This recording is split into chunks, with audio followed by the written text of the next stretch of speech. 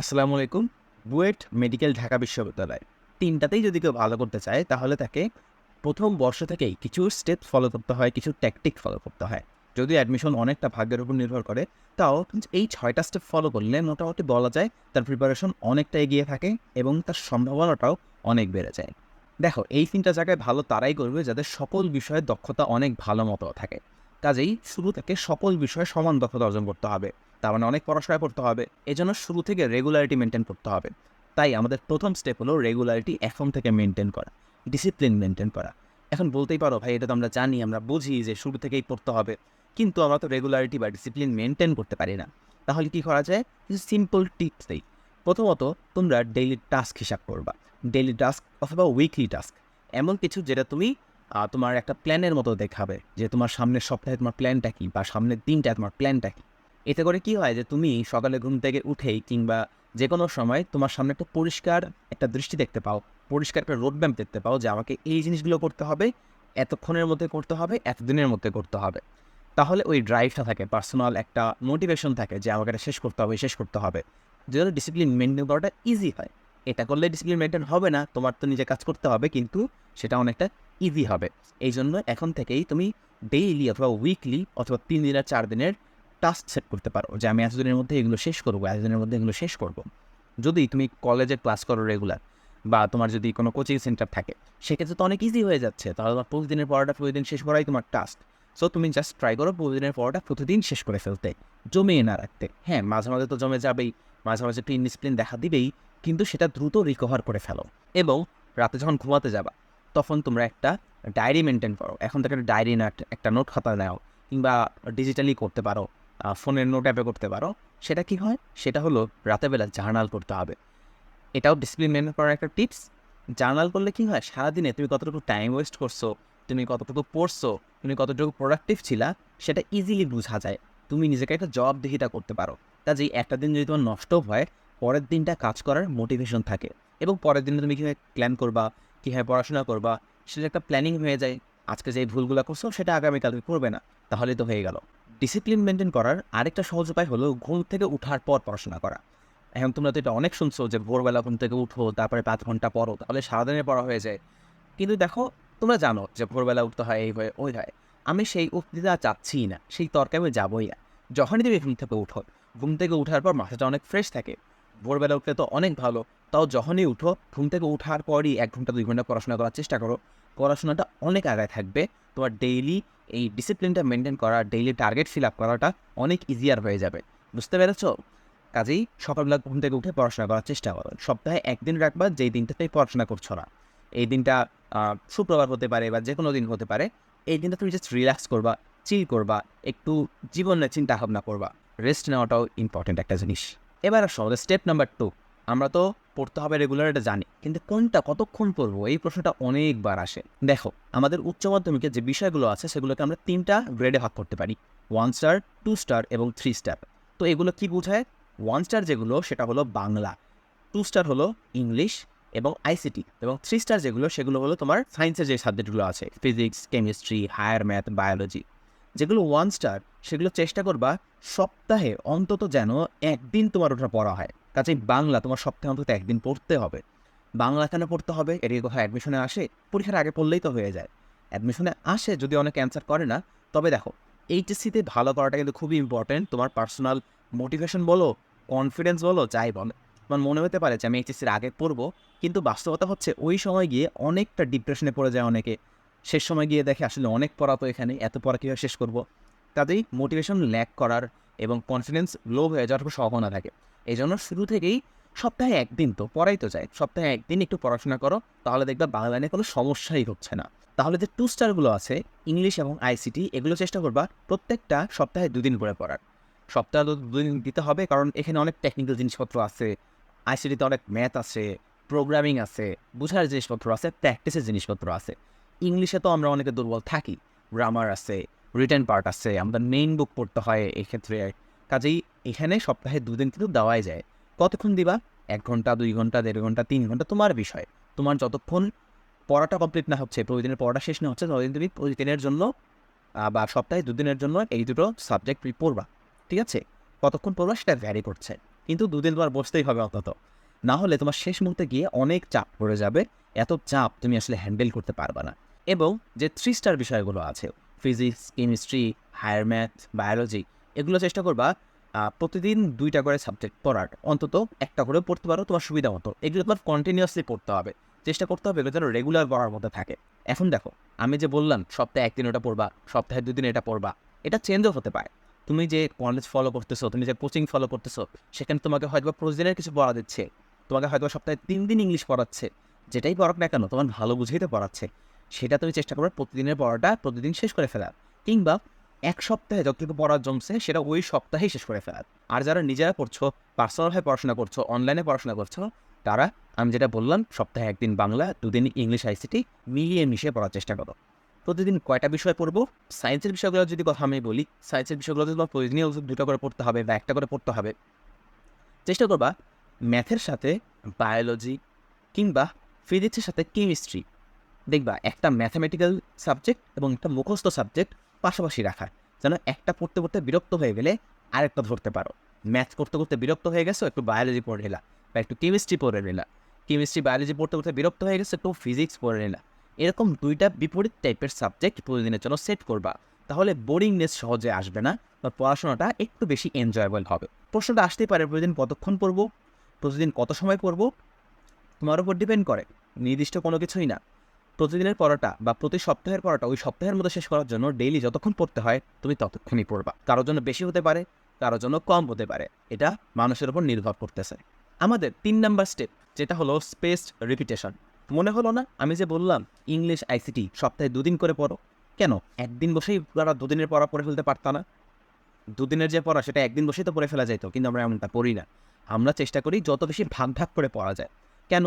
কারণ প্রতিবার পড়ার শুরুতে আমরা আগের দিনের পড়াটা রিভিশন দিব। রিভিশনটা কেন দিতে হয়? মনে রাখবা, যে কোনো কিছু পড়ার চেয়ে সেটা তুমি কতবার রিভিশন দিচ্ছ সেটা অনেক বেশি ইম্পর্টেন্ট। আমি এটা অনেকবার দেখছি, আমার জুনিয়রদের ক্ষেত্রে দেখছি, আমার ব্যাচমেটদের ক্ষেত্রে দেখছি। তারা পড়ে, প্রথম দিকে বেশ মোটিভেশন নিয়ে পড়ে, অনেক পড়াশোনা করে, কিন্তু রিভিশন দেয় না।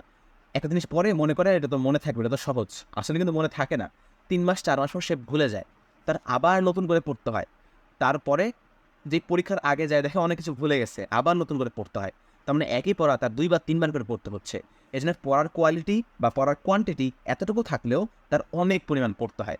যদি তুমি রেগুলার রিভিশনের মধ্যে থাকো, এখন আমি একটা জিনিস পড়লাম, আমি যখন এই সাবজেক্টটা আবার 1 সপ্তাহের মধ্যে আরেকবার পড়তে বসবো, আমি আগের দিনের পড়াটা রিভিশন করে ফেলবো। দেখি আমি আগের দিন কি পড়ছিলাম, সেটা মনে আছে নাকি, আমার নোট খাতাটা কোথায় দেখি তো।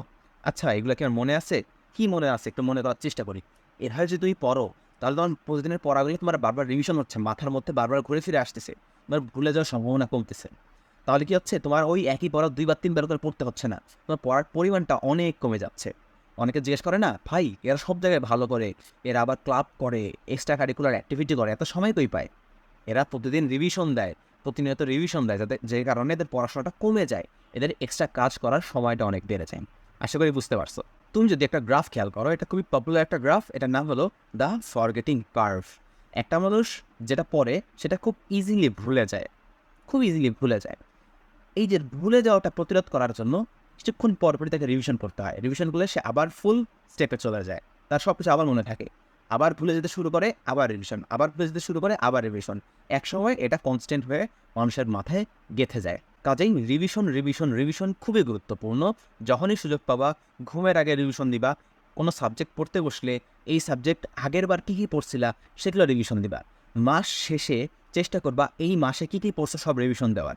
এবং সপ্তাহে 1 দিন তোমাকে রেস্ট টাইম দিয়েছিলাম না, যে সপ্তাহে 1 দিন চিল করবা, সারাদিন কি চিল করবা? এই রাতের বেলা 1 ঘন্টা 2 ঘন্টা বই নিয়ে বসতে পারবা না? ওই 1 ঘন্টা 2 ঘন্টা একটু চেষ্টা করবা এই সপ্তাহে কী কী পড়ছো চোখ বুলায় যাওয়ার, যেন মাথা থেকে কোনো কিছু মিসিং না হয়ে যায়। আশা করি বুঝতে পারছো। হ্যালো, একটা ছোট্ট বিজ্ঞাপন বিরতি। বুয়েট মেডিকেল ঢাকা বিশ্ববিদ্যালয়, 3টাতে কিন্তু ফিজিক্স এবং কেমিস্ট্রি কমন। এই দুটো কিন্তু ভালো মতো পড়তে হবে, সব রকমভাবে পড়তে হবে। এই দুটো ভালো করার মধ্যে ফিজিক্সটাই ভালো করাটা অনেক বেশি দরকার, কারণ এখানে কনসেপচুয়াল অনেক কিছু আসে, অনেক কিছু প্রবলেম সলভিং রিলেটেড। কাজেই ইঞ্জিনিয়ারিং এবং ঢাকা বিশ্ববিদ্যালয় এদের জন্য প্রবলেম সলভিংয়ে ফোকাস করে অনেক পড়াশোনা করা দরকার। মেডিকেলের জন্য থিওরিটিক্যাল বেসড পড়াশোনা করাটা অনেক দরকার। তাই তো এই কথাটা মাথায় রেখে এবং এই সব কিছু বিবেচনা করে পদার্থবিজ্ঞানের একটা কোর্স আমার নিয়াজ মোর্শেদ ভাই এবং ইয়াসিন ভাইয়ের একটা অ্যাভেলেবল আছে, যেটা এইচএসসি 26 ব্যাচের জন্য ডিজাইন করা। মূলত যে সকল পয়েন্টে আমাদের বেশি এফোর্ট দেওয়া দরকার, যে সকল পয়েন্টগুলো আমরা একটু টেকনিক্যালি হ্যান্ডেল করতে পারি, সেইভাবেই এই কোর্সটা সাজিয়ে মোটামুটি একটু স্টুডেন্ট ফ্রেন্ডলি হিসেবে ইউজ করার চেষ্টা করা হয়েছে। আমি ক্লাস নিচ্ছি এবং ইয়াসিন ভাই, নিয়াজ মোর্শেদ ভাই অনেক লিজেন্ড টিচার, এরাও ক্লাস নিচ্ছে। কাজে তোমরা যারা ইন্টারেস্টেড তোমরা এখানে এনরোল করে দেখতে পারো, অথবা কোর্সটা জাস্ট চেক আউট করে ফেলতে পারো।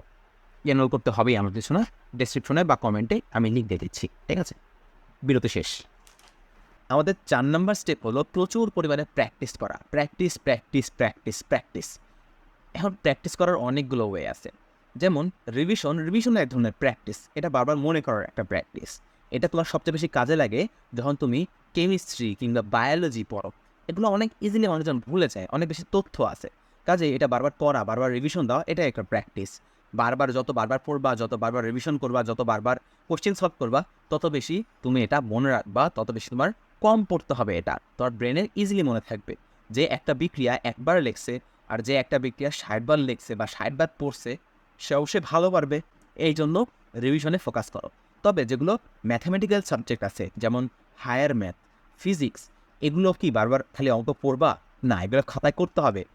তোমার মূল বইয়ে অনেক প্রবলেম আছে, অনেক ম্যাথামেটিক্যাল প্রবলেম আছে।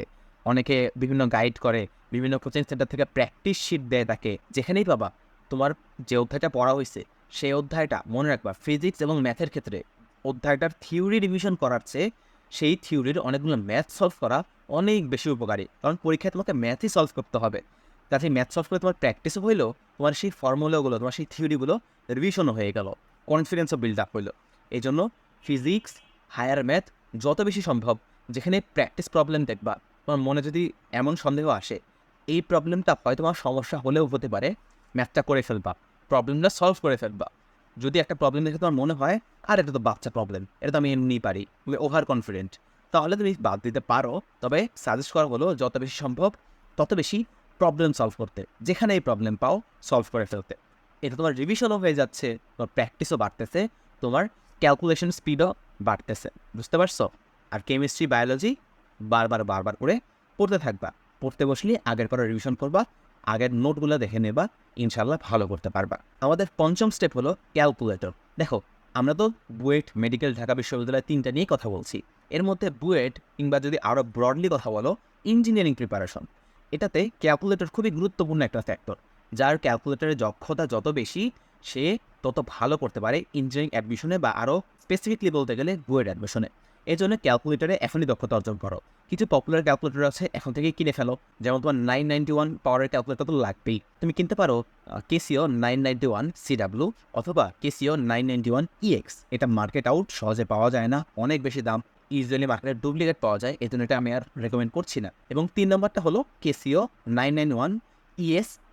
এটাও খুব ভালো একটা ক্যালকুলেটর, অ্যাফোর্ডেবল একটা ক্যালকুলেটর, এটাও কিনতে পারো। তবে এই যে 991 CW, এটা একটু কমপ্লেক্স, মানে সহজ কিছু ক্যালকুলেশন করতে অনেক অপশানে যাইতে হয়, কিন্তু এটা অনেক ফাস্ট। তুমি যেহেতু ফার্স্ট ইয়ারে আসো, অনেক লম্বা সময় আছে, চেষ্টা করো CWটা কেনার। CW কিনে এখন থেকে হাত ফাস্ট হয়ে ফেলতে, এখন থেকে ক্যালকুলেশন করে করে, হিসাব করে করে, ক্যালকুলেটর গুতায় গুতায় আর কি সব ফাংশন বুঝে ফেলতে, কোথায় কোন ফাংশন আছে, কীভাবে ইউজ করতে হয়, বারবার ইউজ করতে করতে তোমার হাতটা ফাস্ট করে ফেলতে। কারণ অনেক সময় আছে তুমি ইজিলি ফাস্ট করে ফেলতে পারবা, সর্বোচ্চ 1 মাস লাগবে। এরপরে দেখবা তুমি ক্যালকুলেটরে অনেক বেশি দক্ষতা অর্জন করছো। ইউটিউবে অনেক ভিডিও আছে, ক্যালকুলেটর হ্যাকস লেখে সার্চ দিলে তুমি অনেক ভালো ভালো ভাইয়ের অনেক ভিডিও পাবা। অথবা ক্যালকুলেটর নিজে গুতাইতে গুতাইতে শেখার একটা আলাদাই মজা আছে। সো একটা ক্যালকুলেটর নিয়ে নাও এবং এগুলো রেগুলার ইউজ করা শুরু করো, যেন পরীক্ষায় গিয়ে তোমার হাত ঢাই ঢাই করে চলতে শুরু করে দেয়। ঠিক আছে, এটা তোমার AK47 হবে দেখা মাত্র। এবার last but not the least, আমাদের 6 নম্বর স্টেপ, আমাদের ফাইনাল স্টেপ। তুমি তো প্রতিদিনের পর প্রতিদিন শেষ করছো, তোমার কোচিংয়ের পড়া তুমি পড়ছো, তোমার অনলাইনে কোনো একটা জায়গা থাকলে সেখানে তুমি পড়ছো, যেখানেই পড়ো রেগুলার পড়াটা তুমি রেগুলার কমপ্লিট করছো। এরপরেও দেখবা তুমি যদি ডিসিপ্লিন মেনটেন করতে পারো, সময় মতো পড়তে পারো, এফিসিয়েন্সি ভালো থাকে, একটা বড় সময় থেকে যায় দিনে পড়াশোনা করার। সেই সময়টা তুমি মার্কেট থেকে কোশ্চিন ব্যাংক কিনে দেখতে পারো। তুমি 3টা কোশ্চিন ব্যাংক কিনবা। একটা কিনবা engineering question bank, BUET question ব্যাংকও কিনতে পারো, তবে ইঞ্জিনিয়ারিং কোশ্চিন ব্যাংক যেখানে বুয়েট, সিকেরুয়েট, IUT, MIST সব জায়গার প্রশ্ন আছে, এটা কিনা অনেক ভালো। তুমি উদ্ভাসের পুরাতন বছরের প্রশ্নটা কিনতে পারো, পুরাতন বছরের কোশ্চিন ব্যাংকটা নিতে পারো। অথবা মার্কেটে জয়গুলোর বই পাওয়া যায়, বিভিন্ন বই পাওয়া যায়, সেগুলো থেকে নিতে পারো। এগুলো করলে কী হবে, তুমি কনফিডেন্স পাবা যে না, দেখো তুমি যেগুলো পড়তেছো এগুলো থেকেই ইঞ্জিনিয়ারিংয়ের প্রশ্ন আসে। সো তোমার মধ্যে একটা তৃপ্তি থাকবে যে না, আমি যা পড়তেছি এখান থেকে আমি পাবো, এখান থেকে আমি ভালো করতে পারবো। এবং তুমি সেখান থেকে কিছু কোশ্চেনও প্র্যাকটিস করে ফেললা। তোমার যদি একটু ফাঁকা সময় ইচ্ছা হয়, তুমি একটু মডেল টেস্টও দিয়ে নিতে পারলা। এটা কখন? প্রতিদিনের পড়াটা শেষ করার পর এটা একটা এক্সট্রা পড়া, এটা একটা বোনাস পড়া। বুঝতে পারছো? এটা মেইন পড়া না, এটা একটা বোনাস পড়া। এরপরে আমরা নিব একটা ঢাকা বিশ্ববিদ্যালয়ের কোশ্চেন ব্যাংক। ঢাকা বিশ্ববিদ্যালয়ের কোশ্চেন ব্যাংক প্রতি সপ্তাহে একটু প্র্যাকটিস করার চেষ্টা করব। কেন? কারণ এখানে ক্যালকুলেটর ইউজ করা যায় না, সো তোমাকে ফ্রি হ্যান্ড ক্যালকুলেশন করতে হয়।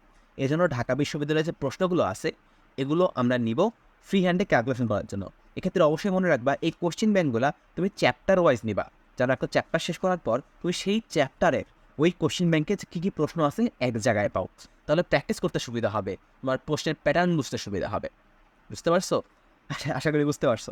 এবং একটা কোশ্চেন ব্যাংক লাগবে medical chapter wise question bank. এটা কেন লাগবে? কী ধরনের প্রশ্ন আসে, কোন জায়গা থেকে প্রশ্ন আসে। ফিজিক্সে তো ম্যাথ আসে না, ফিজিক্সে তো খুব বেশি প্রশ্ন ওই রকমের ম্যাথামেটিক্যাল আসে না। আর তাহলে কীরকম আসে? একটু জ্ঞানমূলক আসে। কোন জায়গা থেকে আসে এই প্যাটার্নটা বুঝতে পারার জন্য, এই টাইপটা বুঝতে পারার জন্য আমাদের চ্যাপ্টার ওয়াইজ মেডিকেল কোশ্চেন ব্যাংকটা দেখা দরকার। সলভ করাটা বেশি গুরুত্বপূর্ণ না, তবে কোন টপিক থেকে প্রশ্ন আসতেছে সেটা বোঝা দরকার, সেটা দেখা দরকার। সো কোশ্চেন ব্যাংকগুলো কাছে রাখতে পারো, এক্সট্রা সময়ে পড়াশোনার ক্ষেত্রে খুব বেশি হেল্প করবে তোমাকে এবং কনফিডেন্স দেবে। মোরাল অফ দ্য স্টোরি কি? এই 6টা স্টেপ ফলো করার চেষ্টা করো, দেখবে তোমার প্রিপারেশন অনেক ভালো মতো আগাচ্ছে। সবচেয়ে গুরুত্বপূর্ণ হলো ডিসিপ্লিন মেনটেন করা। তোমাকে যেগুলো বলছিলাম, ডেইলি টাস্ক সেট করো, রাতের বেলা জার্নাল সেট করো, এবং কী করো, সকালবেলা একটু পড়াশোনা করার চেষ্টা করো ঘুম থেকে ওঠার পর। আর আর কি ছিল ভুলে গেলাম, ও হ্যাঁ, সপ্তাহে একদিন তুমি একটু ফাঁকা রাখো, একটু কম পড়াশোনা করো, সেই দিনটা একটু রিভিশন করতে পারো বা তোমার ইচ্ছা। ঠিক আছে? ডিসিপ্লিন মেনটেন করো। সবসময় ডিসিপ্লিন মেনটেন হবে না, কিছু সময় নষ্ট হবে, কিছু সময় কিছু দিন, তোমার অনেক সময় কয়েক সপ্তাহও নষ্ট হয়ে যেতে পারে। কিন্তু তোমার নষ্ট হয়ে যাওয়ার পর হাল ছেড়ে না দিয়ে ট্র্যাকে ব্যাক আসতে পারাটা সবচেয়ে বেশি সার্থকতা। এগুলো করলে তোমার প্রিপারেশন অনেক ভালো হয়ে যাবে, এইচএসসি অনেক ভালো হবে, অ্যাডমিশনে গিয়েও অনেক শান্তিতে থাকবা। তবে চান্স পাবা কিনা এটা নির্ভর করছে তোমার ভাগ্যের ওপর, তোমার লাকের ওপর। পরিশ্রম এবং লাক এই দুটো মিলেই কিন্তু চান্স হয়। কখনো শুধু পরিশ্রম করে কেউ চান্স পায় না, সেখানে লাক অবশ্যই অবশ্যই একটা ফ্যাক্টর থাকে। কাজেই তুই পরিশ্রমের দিকটায় 100% দাও, ইনশাল্লাহ কপালে থাকলে অনেক ভালো কিছু করতে পারবা। ঠিক আছে? দোয়া করবা আমার জন্য, দোয়া করবা সিলেটে বন্যা দুর্গতদের জন্য। আসসালামু আলাইকুম।